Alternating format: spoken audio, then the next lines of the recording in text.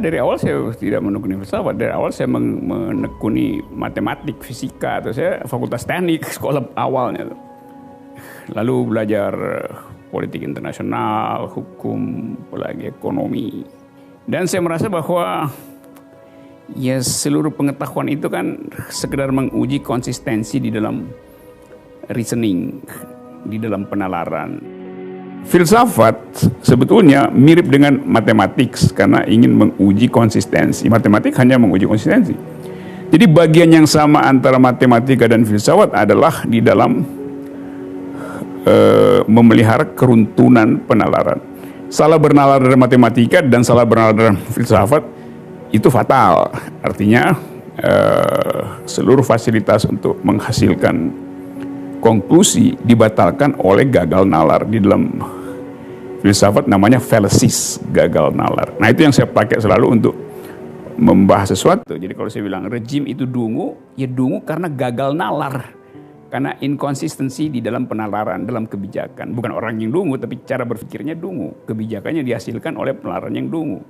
Jadi orang bisa marah, silakan marah, tapi tetap saya tunjukkan bahwa itu gagal. Nah filsafat membantu kita untuk terbiasa menguji asumsi, mempersoalkan hipotesis.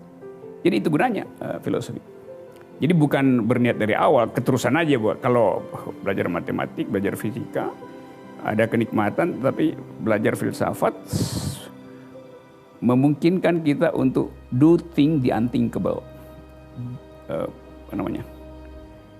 Memikirkan yang tidak dipikirkan orang lain itu. Saya masuk ke filsafat justru karena saya tidak menganggap itu menakutkan. Bagi orang lain mungkin menakutkan karena memerlukan penelusuran ulang terhadap keyakinan-keyakinan sebelumnya itu, past event itu. Peristiwa yang lalu kan mesti kita batalkan. Kita belajar filsafat, ternyata dia bertentangan dengan past event kita tentang sesuatu yang udah kita yakini kan kita mesti bongkar kan. Itu yang sebetulnya mencemaskan dia. Jadi ya orang semacam itu ya nggak usah belajar filsafat kan. Jadi jangan dekati karena nanti bisa bunuh diri itu. Ya banyak orang yang nggak mampu dan akhirnya bunuh diri itu karena merasa terganggu tata tertib batinnya terguncang dan tata tertib pikirannya itu terlihat tidak rapi lagi. Lalu dia merasa ya nggak ada gunanya lagi hidup. Tapi ketika dia bunuh diri justru dia bermakna. Ya karena misalnya apa tindakan yang paling berguna dan bermanfaat bagi seorang, ya bunuh diri dengan alasan apapun. Saya menggunakan filsafat untuk membongkar persembunyian ideologi, untuk membongkar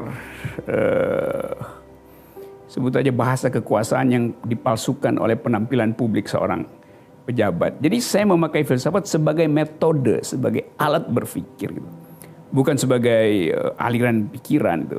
Ada aliran pikiran postmodernisme, ada aliran pikiran eksistensial, macam-macam. Tetapi semuanya itu harus dianggap sebagai metode berpikir. Jadi dengan menganggap bahwa sebut aja seluruh kehidupan publik harus bisa dipantau melalui filosofi. Jadi melalui peralatan berpikir filosofi ya. Nah di dalam metode berpikir itu kita misalnya bertanya apa itu kebenaran itu. Kebenaran itu dalam filsafat, dalam metode adalah koherensi di dalam argumentasi. Saya periksa koherensinya aja kan. Di dalam filsafat kebenaran itu bukan keyakinan abadi yang harus kita tunggu pembuktiannya seperti dalam agama misalnya tuh. Kan ada kebenaran versi agama artinya ya tunggu aja kebenaran dan itu mesti ada kesabaran menunggu tuh.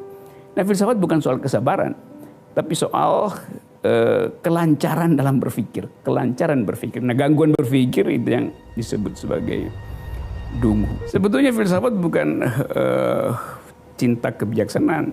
Filsafat cinta reason, cinta nalar, bukan cinta kebijaksanaan. Kata dasarnya memang filosofi atau mencintai kebijaksanaan. Tapi bijak di situ dalam pengertian mampu bernalar dengan baik. Kan itu. Jadi kalau ditanya orang semacam apa yang bijak, ya orang yang jalan pikirannya tidak dibatalkan oleh fallacies. Salah satu fallacies adalah feodalisme atau yang disebut sebagai ad verecundiam.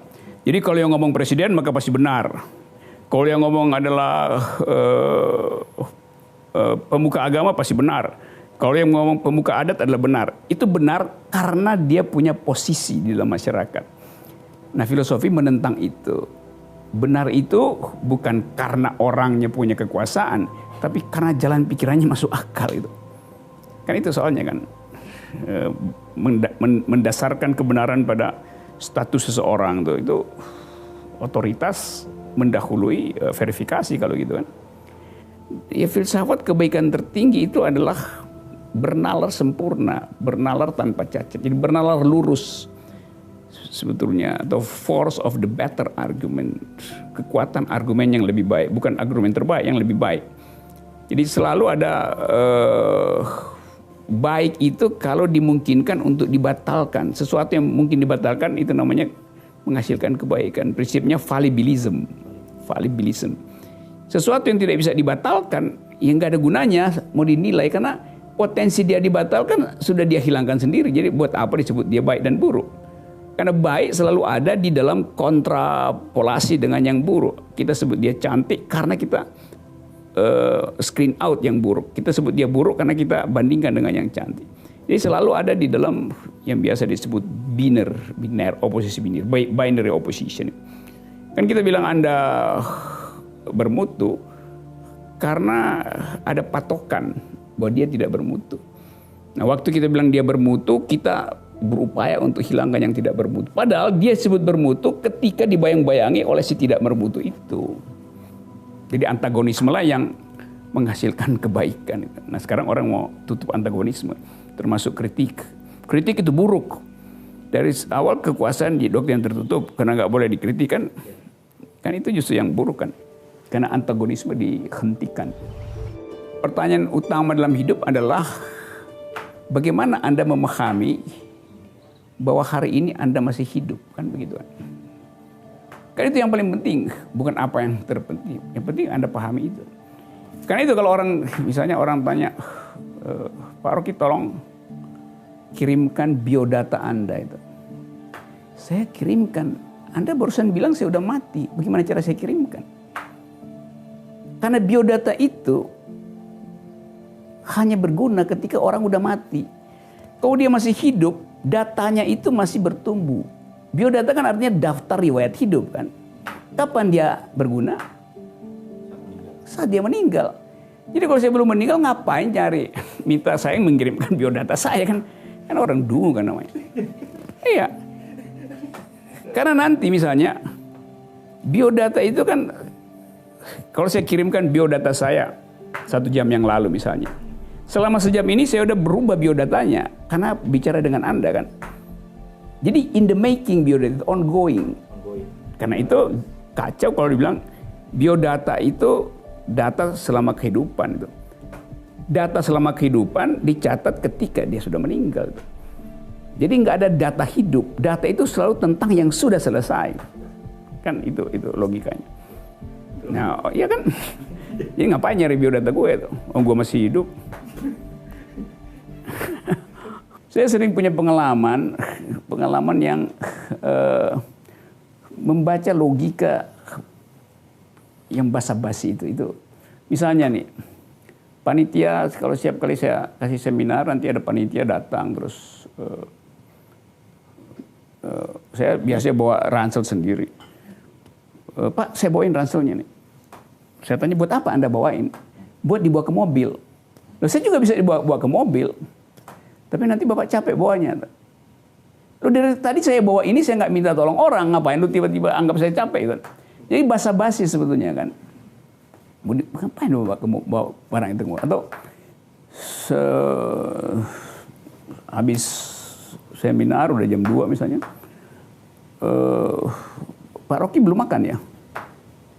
Iya, saya belum makan. Oh, kalau begitu kita cari makan dulu. Kenapa? Ya pasti lapar kan Pak Rocky kan?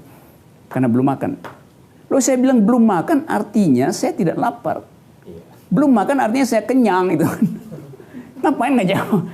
Jadi karena dia berbahasa basi nggak mau tanya saya lapar apa enggak. Dia tanya sudah makan atau belum. Saya bilang saya belum makan. Maka dia simpulkan saya lapar. Saya belum makan artinya saya kenyang. Karena itu saya belum makan kan. Itu bahasa basinya kan begitu kan. Jadi saya mau lurusan begituan supaya ada yang jelas kita ucapkan dalam cara kita untuk meluruskan pikiran. Tentu kadang-kadang dalam nada bercanda supaya dia nggak tersinggung. Tapi saya bilang ya, jalan pikirannya kan ngaco itu, mengucapkan itu. Nah bangsa ini kekurangan tradisi untuk saling menegur pikiran loh, bukan menegur kelakuan. Ya kelakuan ya udah lo pilihlah kelakuan lo sendiri itu urusan moral. Tapi pikiran kan mesti ditegur. Ada upaya untuk mengendalikan negeri ini dengan memanfaatkan beberapa orang yang sebetulnya secara kapasitas tidak ada itu. Tapi itu bagian dari permainan politik global. Itu sama seperti kita ingat Trojan Horse itu. Yang diselundupkan ke dalam boneka kayu, patung gede Trojan Horse. Disusupkan ke wilayah, sebut aja NKRI, terus dia turun dari situ lalu kuasai. Hal semacam itu ada di dalam persaingan global hari ini nih. Antara misalnya Amerika dengan Cina. Kebetulan Cina lagi kena coronavirus kan. Sehingga dia terpaksa mesti menghentikan sejenak ambisi dia untuk menjadi superpower. Tapi dalam tradisi politik dunia, kalau kita pelajari siklus politik dunia, memang selalu mesti ada dua power di dalam politik. Supaya nggak ada yang menguasai. Nah, Cina berupaya untuk menandingi Amerika kan. Tetapi keadaan ekonomi Cina tidak memungkinkan dia dalam waktu 1 dekade menyaingi Amerika, tapi Cina tetap potensial superpower. Nah kita akhirnya menganalisa Trojan Horse misalnya, mitologi Trojan Horse itu dari perspektif persaingan global tadi itu. Nah, sekarang Indonesia mau masuk kemana di dalam era itu? Kalau kita bilang, ya kita mesti lakukan pertahanan rakyat semesta seperti konsep Pak Prabowo. Itu mungkin karena biaya untuk menghasilkan peralatan perang 4.0 memang belum tersedia di kita tuh. Belum ada di kita. Sehingga kita bisa misalnya beli peralatan militer canggih tetapi dengan kondisional bahwa kunci beberapa peralatan militer itu, kunci digitalnya disimpan di negara pemberi bantuan peralatan itu kan.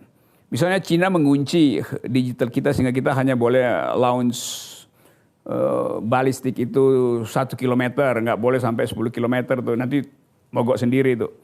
Itu namanya Trojan Horse juga kan, dikuasai secara hegemonik, secara digital. Karena kita nggak mampu bayar itu kan. Jadi kalau industri strategis tidak dikembangkan sendiri di dalam negeri, maka kita jadi bulan-bulanan negeri lain. Tapi di dalam negeri ada pilihannya, mengembangkan industri strategis atau mengembangkan keadilan sosial. Kan itu juga trade off kan. Seorang perempuan namanya Greta Thunberg dapat award sebagai Person of the Year dari majalah Time. Karena berhasil mengumpulkan 240 juta orang untuk lakukan climate strike.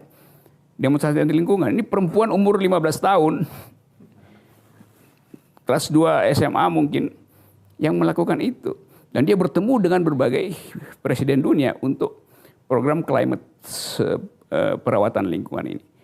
Nah soal-soal semacam itu yang saya bilang dunia bicara tentang global ethics yang isinya adalah environmental ethics, feminist point of view, ecofeminism. Sementara Indonesia ambisinya cuma satu, tanam beton di sarang burung di Kalimantan. Kan itu bertentangan dengan inspirasi untuk menjadikan orang ingat bahwa Indonesia adalah ibu kota lingkungan hidup dunia kan. Nah hal semacam itu yang di dalam mitologi biasanya disebut sebagai Cassandra Paradox. Cassandra adalah perempuan yang diberi kemampuan oleh dewa-dewa di Yunani dalam mitologi. Dia mampu jadi fortune teller, mengatakan apa yang akan terjadi ke depan. Tapi dia sekaligus dikutuk bahwa tidak ada orang yang akan percaya pada dia. Maka itu disebut Cassandra Paradox. Kita lagi berupaya menjadikan dunia ini nanti 50-100 tahun ke depan, ingat bahwa Indonesia menyumbang oksigen pada dunia. Tiba-tiba idenya adalah pindahkan ibu kota. Kalau ibu kota pindah, koruptor ikut pindah ke sana. Koruptor adalah poluter yang paling besar. Dia akan, industri ekstraktif akan tiba lagi di situ. Tapi nanti orang bilang, ya kan lahan di situ kan lahan udah terlantar, jadi bikin ibu kota aja. Lahan terlantar itu bagi seorang ekologis, tanam pohon bukan tanam beton. Gitu. Logiknya begitu. Buku filsafat yang kalau ada mahasiswa ingin tanya, sebaiknya saya mulai baca buku apa? Nah itu saya bisa jawab, tapi walaupun itu bukan buku favorit saya, tapi saya tahu dia akan membantu. Misalnya, Anda jadi mahasiswa filsafat, atau mahasiswa sosiologi, mahasiswa ekonomi, mahasiswa hukum, mahasiswa apa aja.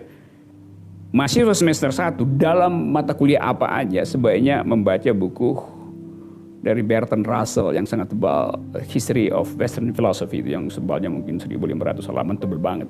Karena di situ diterangkan sejarah intellectual history itu.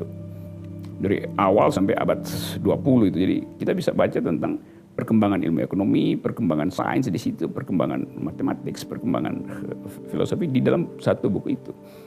Res publica itu diutamakan daripada res privata. Res artinya thing, hal-hal yang menyangkut publik disebut res publica itu, urusan publik itu.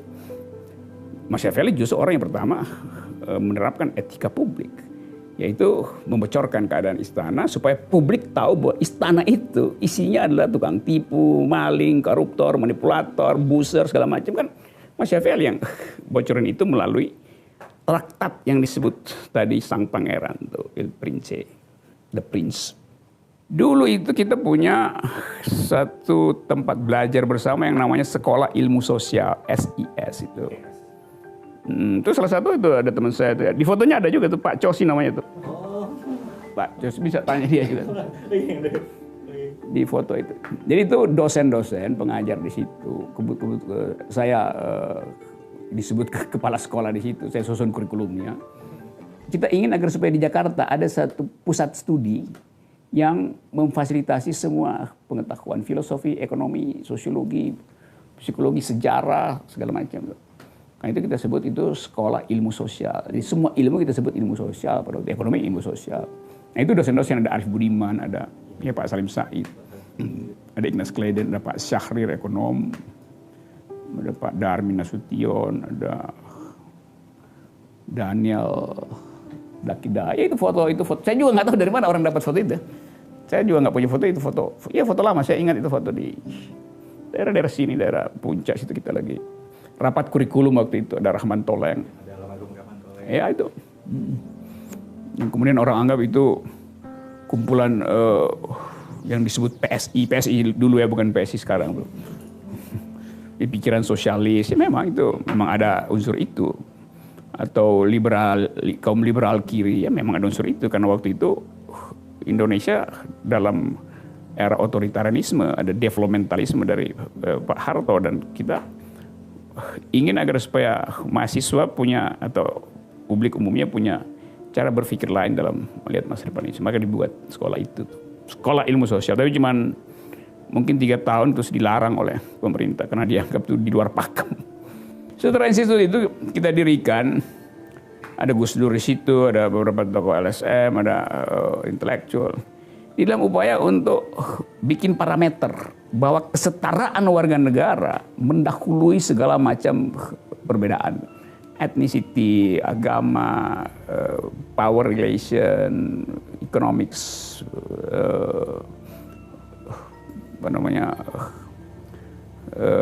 kekuatan ekonomi, segala macam. Jadi semata-mata demi kesetaraan warga negara itu disebut setara. Jadi demokrasi ingin dihasilkan ulang dengan satu prinsip bahwa hanya di dalam kesetaraan antara manusia dimungkinkan kesetaraan argumen. Sebab kalau nggak ada kesetaraan antara manusia, nah orang yang merasa dia darah biru bisa menganggap argumennya juga biru, padahal argumennya butek kan. Kan itu soalnya kan. Jadi kita ingin setara itu di dalam pikiran supaya aspek-aspek demokrasi bisa dirawat ulang dengan prinsip-prinsip kesetaraan itu sendiri.